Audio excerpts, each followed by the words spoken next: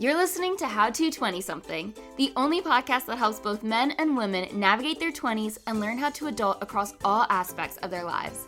We're going to be focusing on career, relationships, finances, fitness, nutrition, and all of the common challenges and obstacles a typical 20-something will face in this post-college life and what to do about it. I'm your host, Just Diamond, and I am the CEO and founder of Just Diamond Coaching, where I help young professionals get their shit together, gain their confidence, and own their life. No one prepares you for this adulting world, so allow me to help you feel like you are no longer a chicken running around with its head cut off, and that you actually know what the hell is going on and what your next step to take is. Welcome to How to 20-something.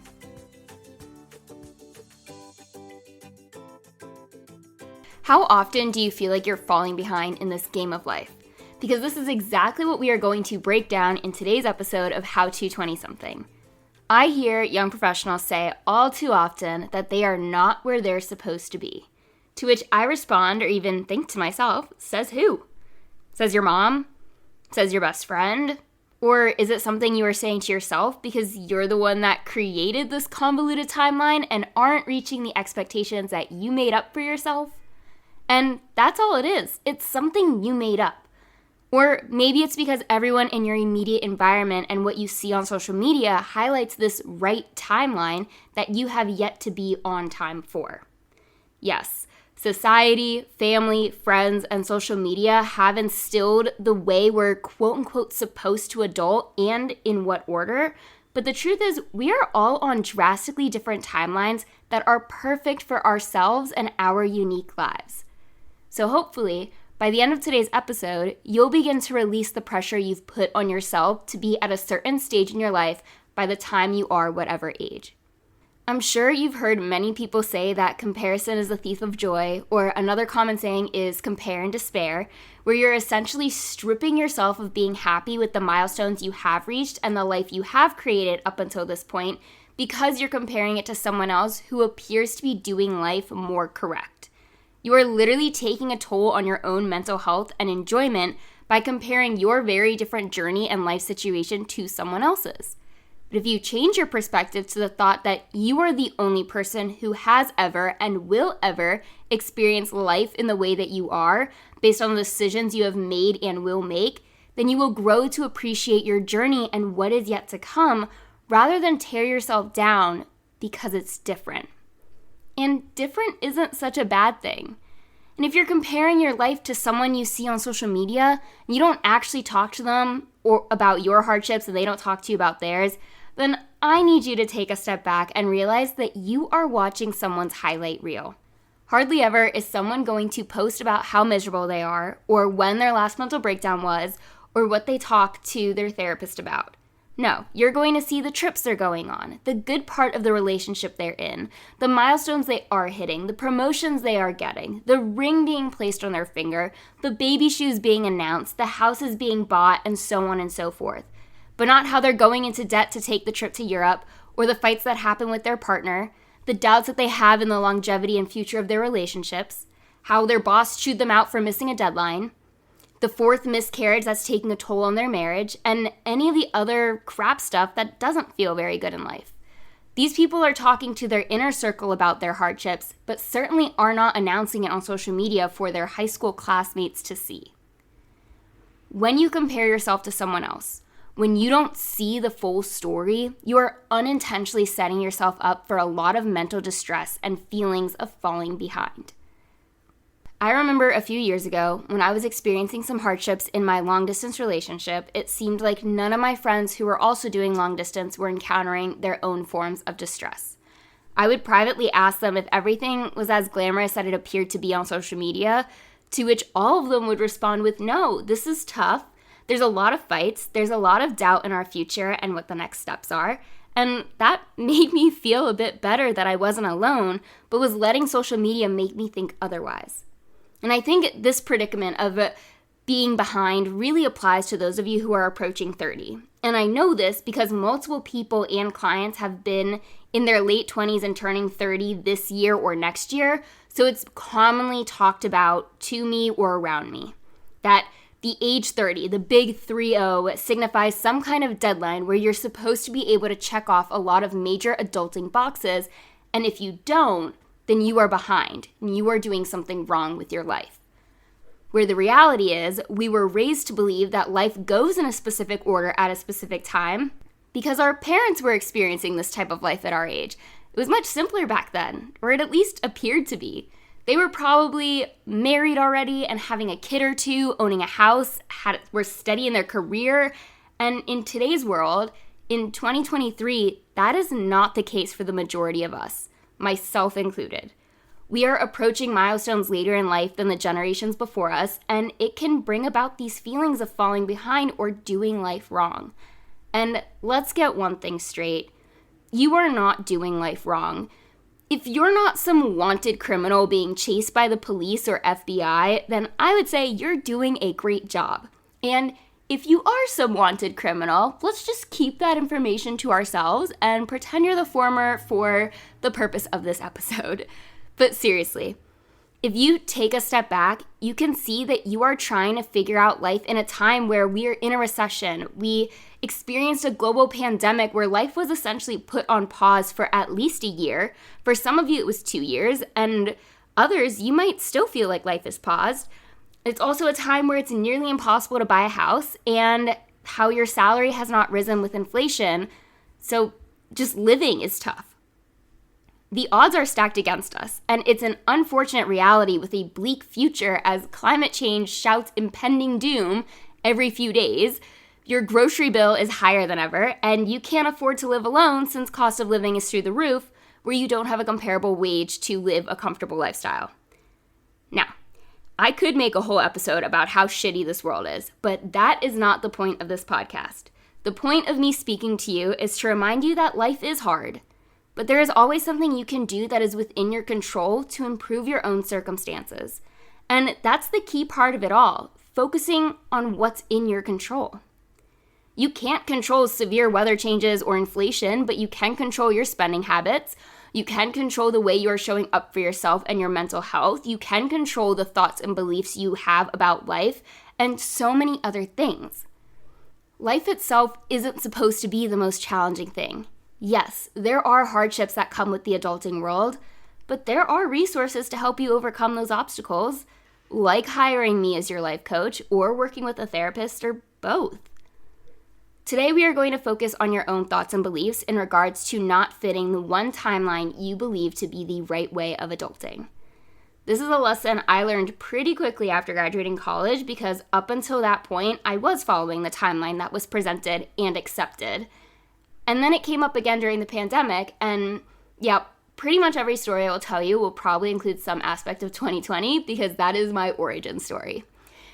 You see, I was very hard on myself at first when I couldn't land a job after graduating college, as all of my friends knew where they were going and when before they even received their diploma, and most of my family also had that same experience. So I felt like the odd man out. Similarly, when I lost my job in 2020 and none of my friends, and again, most of my cousins and my sister didn't, I felt like I was doing something wrong, that life wasn't supposed to be like this. My 5-year plan was all messed up. When my senior year of college started, I thought I could plan out my next 5 years, which consisted of moving to Atlanta after graduation, working there for a few years, and then moving to North Carolina to continue my interior design career. That plan ended when no one in Atlanta hired me, and my only job offer came from Celebration, Florida. For some reason, I thought I could predict the future. Silly me, as I'm not a psychic, and I'm here to break the news to you as well that neither are you. You can't predict what you don't know. You can plan for possible scenarios or for things you're working towards, but being set on an outcome with a lot of miscellaneous variables is the key to setting yourself up for a lot of disappointment. Trying to plan out the timeline of your life is a one-way ticket to that world of disappointment. As I started getting older, as in towards the end of high school up until now, I would frequently get asked my 5-year plan. The answers they'd be looking for would include some variation of where I thought I would be living, if I thought I would be married or engaged, and what my career would look like. And I think we need to forget the 5-year plan for right now and focus on just the next year of our life. You can plan out a majority of what the next 365 days will look like, where you'll be, what job you'll be doing, and who you'll be with. You know, if you sign or renew an apartment lease, that you probably aren't going anywhere for the next year. You can also set goals in regards to your career, health, and social life, and I'll make a whole goal-setting episode in the very near future. But you pretty much know you won't be married within the next year if you aren't dating anyone right now. And again, I'm speaking to the majority. Because even then, you don't fully know what the next year of your life will be like and how it'll play out. You can't control the outcomes of what actually happens, but you can create aspirations to work towards and let the rest fall into place. Hopefully I'm not overstepping by speaking for almost everyone listening, but most of us grew up believing that you go to college after high school, you get a job, you begin working in a city, you meet your future spouse in the real world, date for about 2 to 3 years, where during this time you move in together and buy a house, you get married by 27 or 28, and start having kids by 29 or 30. Because that's the life our parents had. However, just because that is the life of some people today does not mean this is the only way or only timeline that exists. It's what we were taught, so it's what we know, and it's what we use to measure the success in our life. So now it's a matter of flipping the script in your mind and understanding that you are right on time. Where you are in your life right now is exactly where you're supposed to be. If that's single and self-employed, that's correct. If that's married with 2 kids living in a house, that's correct. If that's engaged, working a 9 to 5 and partying on the weekends, that's correct. If that's in a relationship with a dog in an apartment, then you guessed it, that's correct too. If it's living with your parents, working at an ice cream shop, that's also correct. You see, there are so many different routes you can take in life. We can't control the cards we're dealt, but we can control how we play the game. And I didn't make up any of these examples. They are all the lives of people I know, and maybe you relate to one of those examples, or you at least start to see that the generic timeline we believe to be correct doesn't apply anymore. I know it's tough when you do see people around you living out the original timeline, and you get down on yourself and think, but what about me? Why can't I have that life too? And the answer is pretty simple. It's because that isn't the life you're supposed to be living. There's a different order and circumstances happening in your life for a reason, and you have to believe that whatever that reason is, it has your best interest at heart. Life wants you to be able to follow the path of least resistance, so even if things are tough in your life right now, just know it's to lead you to something even better. A little game, I guess you could say, I like to do with my clients if they're going through a bit of a rough patch, and I do it with myself, is to have them think back to a previous hardship they overcame in their life and create the timeline of all the good things that happened as a result that probably wouldn't have been possible without that one shitty thing. And then you can start to confirm and reinforce this belief that everything does work out for you. And if it's not working out yet, then it's simply not the end of this particular chapter. Losing my job was one of the worst things to happen to me in my adulting life, especially since I had just barely felt like I had my foot on the ground and knew what I was doing, and I felt like life kept ripping the rug out from under me and would laugh at me as I fell down over and over again.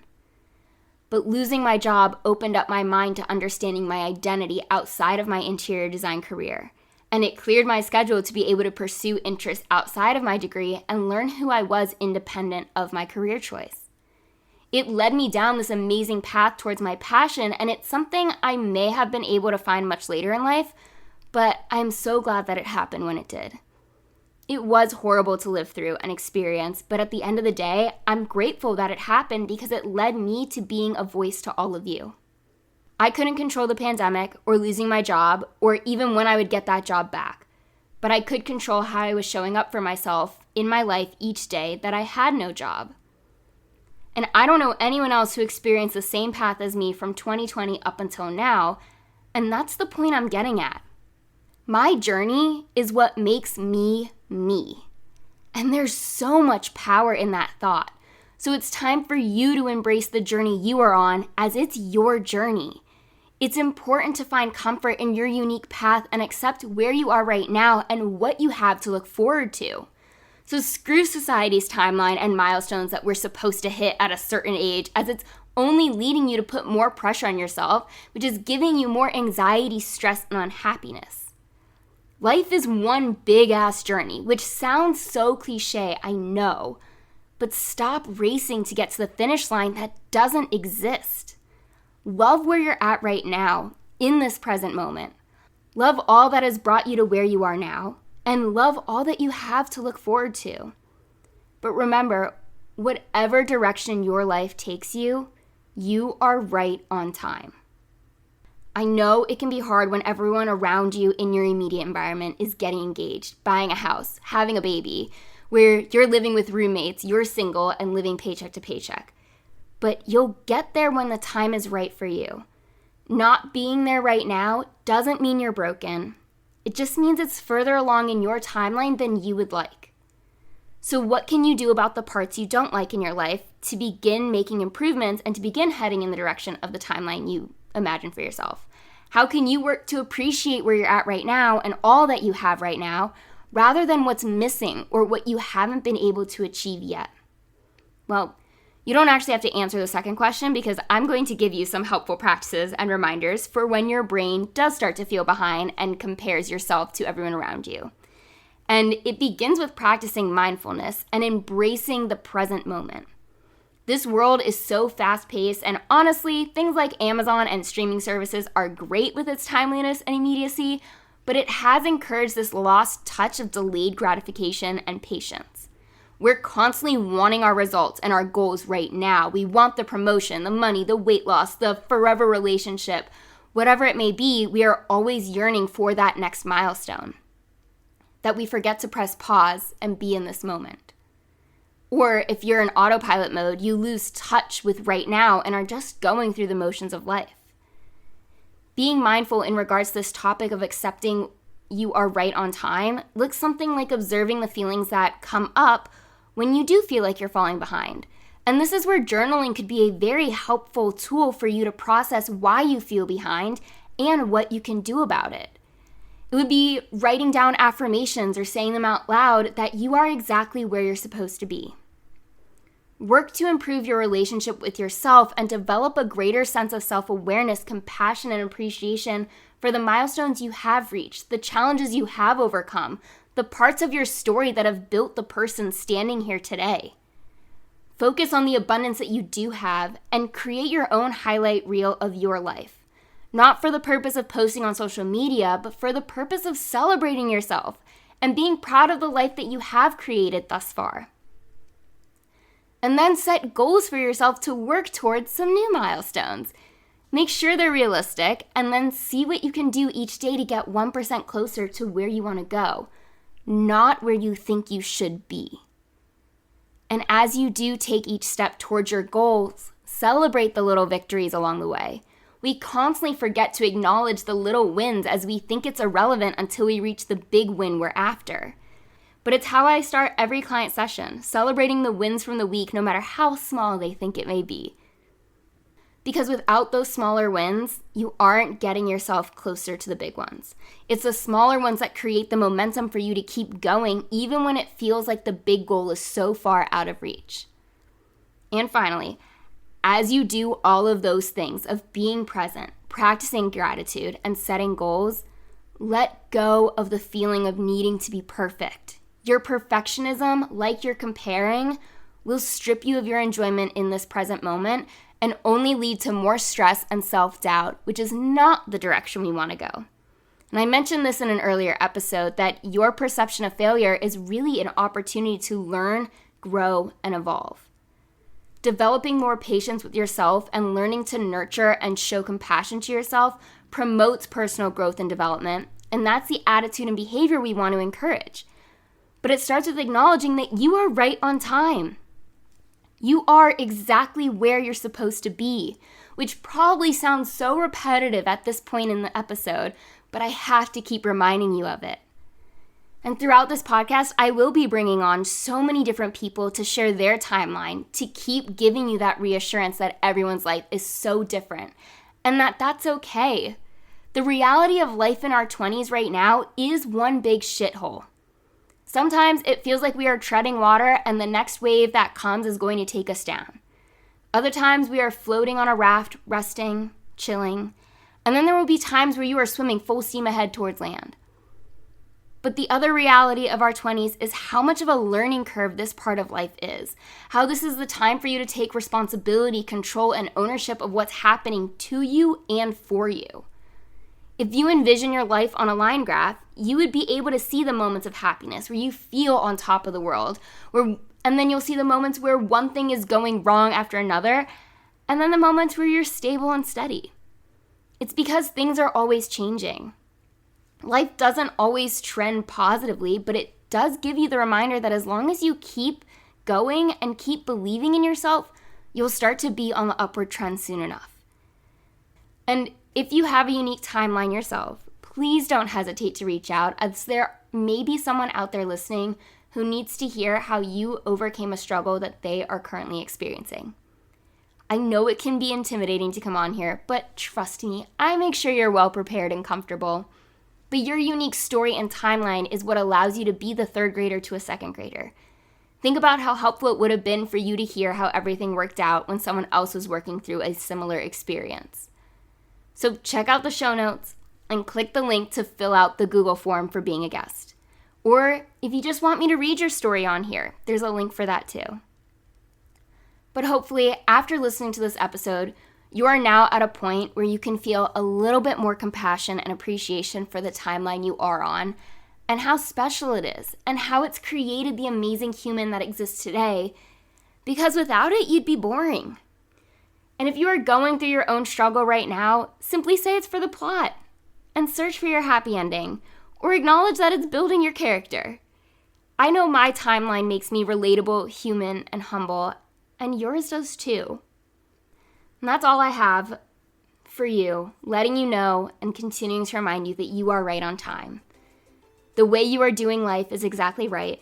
Can always be better, can always make improvements, but you're not behind and you're not broken. And if you liked what you heard today, then please subscribe, give me a rating, follow this episode or this podcast, send it to a friend, or share on social media and tag me at coach.justdiamond if you do. I love hearing from you guys when you love a particular episode, but this concludes this week's episode of How to 20-something, and I can't wait to be in your headphones again with a new episode next Monday.